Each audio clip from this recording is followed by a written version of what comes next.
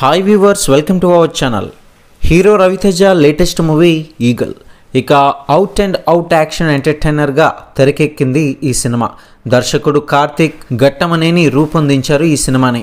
ఇక ఈగల్ ఫిబ్రవరి 9న వరల్డ్ వైడ్గా విడుదల చేశారు. కాగా ఈ సినిమాకి సంబంధించిన సెన్సర్ కూడా పూర్తి చేసుకొని దీంతో బయటికి వచ్చింది ఈ సినిమా. సెన్సర్ సభ్యులైతే ఈగల్ చిత్రానికి యూబీఐ సర్టిఫికేట్ కూడా జారీ చేశారు. ఇక ఈ సినిమాకి సంబంధించి బాక్స్ ఆఫీస్ వద్ద మొదటి రోజు ఓపెనింగ్స్ ఎలా ఉందనేది అయితే ఒక లుక్ వేద్దాం. మొదటిసారి కనుక ఛానల్ని చూస్తున్నట్లయితే సబ్స్క్రైబ్ చేసుకోలేని వాళ్ళు ఛానల్ని సబ్స్క్రైబ్ చేసుకొని పక్కనే ఉన్న బెల్ సింబల్ నొక్కి ఆల్ నోటిఫికేషన్ మీద ట్యాప్ చేయండి. ఇక మాస్ హీరో రవితేజ ఫ్యాన్స్ కనుక ఈ వీడియో చూస్తున్నట్లయితే వీడియోని లైక్ చేయడం మాత్రం మర్చిపోకండి.